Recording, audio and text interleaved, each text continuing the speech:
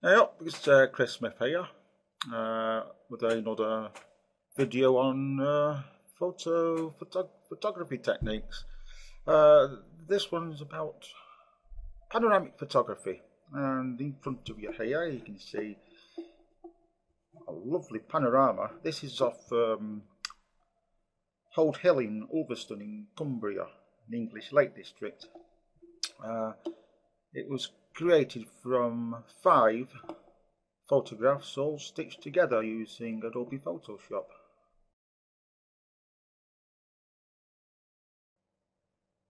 Well, the first thing you have to do in order to capture a panoramic scene is to get to a vantage point from where you can photograph the landscape in sections as you rotate your body. Some photographers use a dedicated panoramic head on their tripods, like the one shown here. This is a Manfrotto contraption, but that's besides the point. But I know for a fact that you don't need to splash out your hard-earned money, hard-earned cash on such a contraption, because with today's wonderful digital SLR cameras, all you need to do is to rotate your body as you capture the landscape. Okay, it'll take a little practice to master the motion. About 2 minutes, if you ask me. It's that easy, really.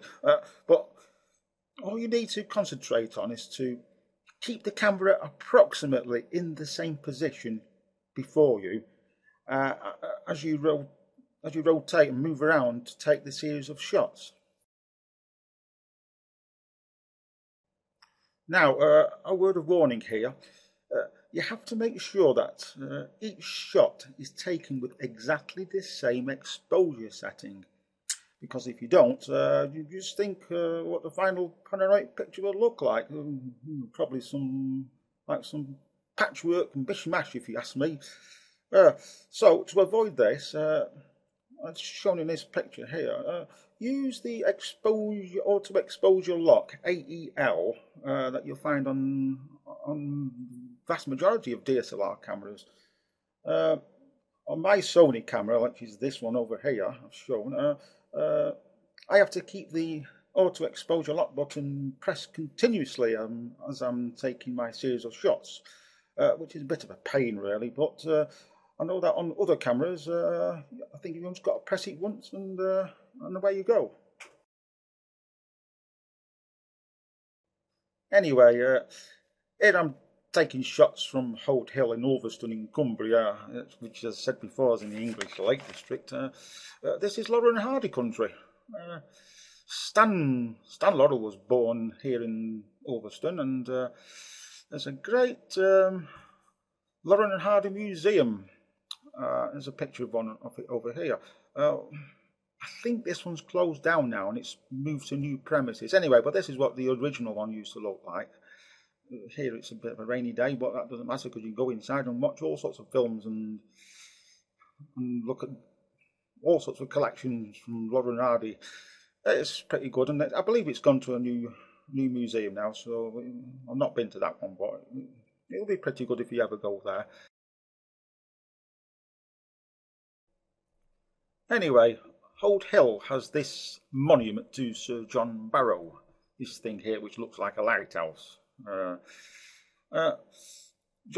Sir John Barrow was a great explorer, notably of West Africa and the North Polar regions. I've got a picture of him over here. There he is. That's Sir John Barrow.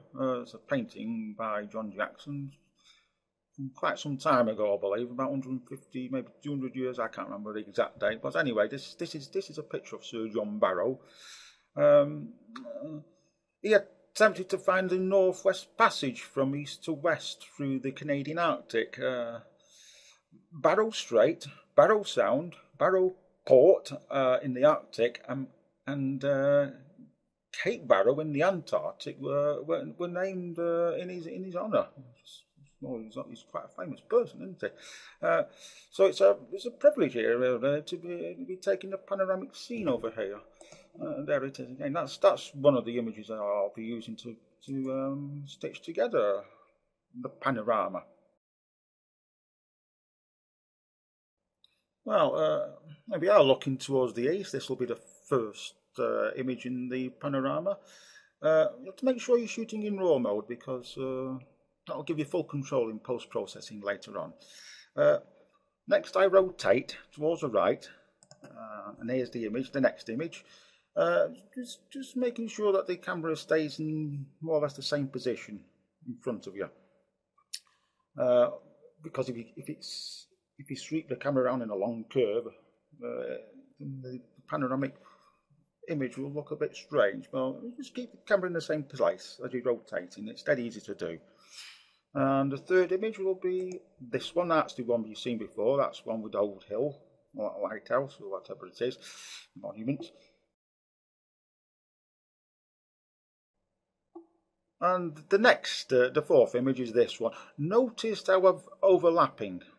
You see, that was in the centre, the last image, right? Now it's here. It's best to get these images that you're going to stitch together in the panorama to overlap by about a third or so. That way it gives the computer something to work on.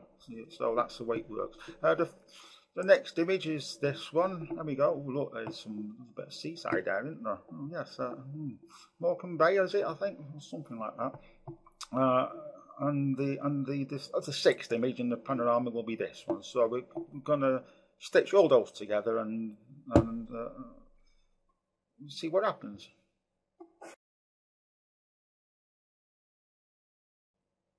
Right, so what we do now is, having captured the images, we open up all 6 in Photoshop,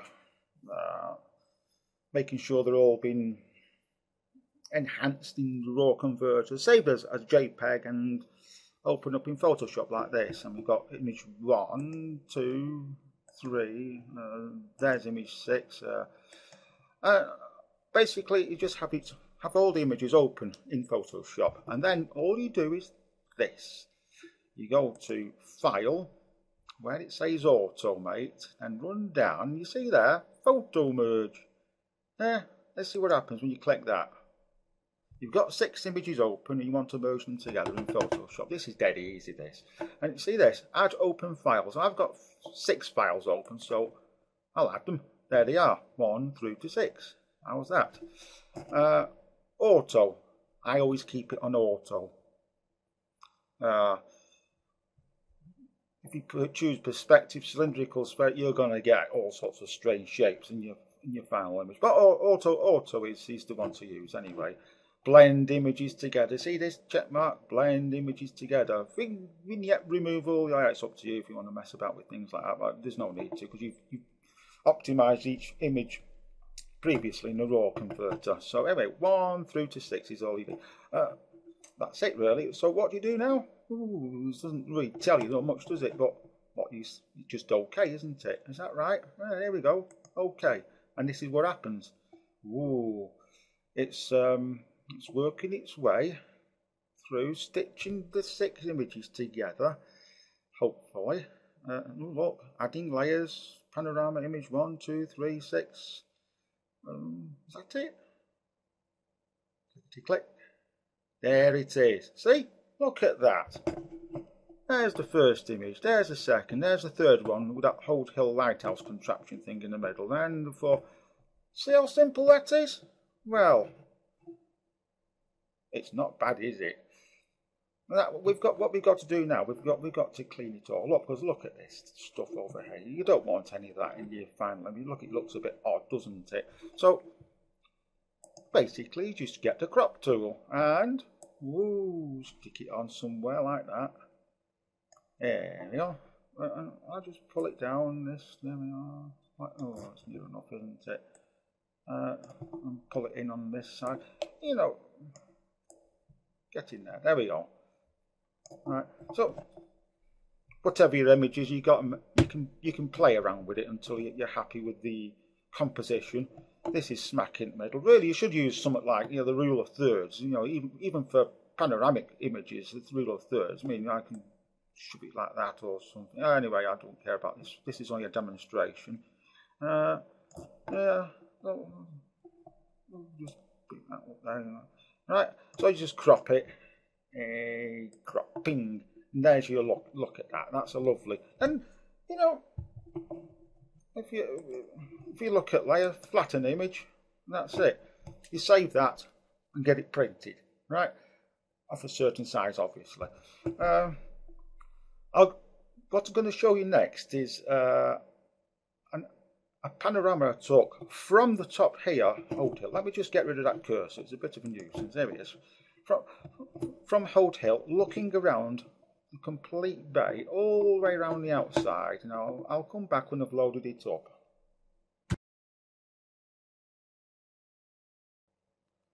Well, here's that panorama from the top of Holt Hill next to that lighthouse. On this screen, obviously, it's made it to fit the screen. So if we look at the actual pixels, now this is a 245 megabyte TIFF file I produced. There we go. Right, now I've got this hand tool so I can move around pretty easily. Let's go to from one end to the other. You can see how big this image is. Right, there's the extreme end, left hand side. This is, look at this. This is looking from the top of that Holt Hill tower. Well, next to it, that is. Lovely blue sky. And there's the, oh, looks like the tide's out. Yeah, that's Morecambe Bay, I think. There's all them sheep in that field over there. Here, look at this. A couple of cows down there, and as you go on, this is the beauty of panoramic photography. You can bring in all sorts over a long distance. There's a farm. It looks like a farm, I suppose. You know, lots more sheep in those hills, and as you can look at it, this is a huge photograph. I say it's a quarter of a gigabyte long. It's oh wow, look at this, and it goes on. You know, it's a complete sweep, panoramic sweep of looking from the top of Holt Hill. Oh, look at that. There we are. Pity the tide's out. You don't see more water anyway. Cows and things down there. Oh, look at this. Ooh. I've enhanced this picture obviously with colour. Tried to remove some haze over there. And yeah, lovely colours there. See how big this file is? You know. Obviously, to get this photograph here printed out, it will cost a bit of money, I suppose. It's such a large image. Oh, look, a bit hazy. But oh, look, there's a factory over here. Oh, I don't know what they're making in there. It looks like an oil refinery or something, but maybe it's not. I don't know what it is. Oh yeah. Yeah, no, there's a bit more water out there. As we come down, oh look, this is getting into Ulverston Down. As we rotating, I think I took about 11 or 12 separate images to do this. You know, from up next to that lighthouse, it's a good vantage point to do these sort of pictures. Now you see there, that's a little bit blurred, but honest, Photoshop can't do everything perfectly, I suppose. But you know, this is on the computer, so when you get it printed out, you won't be able to see much of anything that's spoiling the overall panorama. There's a bit of a railway line there, I think. Here we are. So, you know, you couldn't do this on one photograph, could you? It's impossible, is it? And we go round, and we go in. Oh, look, a rugby field. Haha. Ulverston rugby field, I think. Must be. Or is that school field anyway? Oh yeah, lots of trees. Look, another rugby field here, and I think that's the end of it. So we got around about 270 degrees sweep. That's how good panoramic photography is. Okay, that's all for now. Until the next video, this is Chris Smith saying goodbye.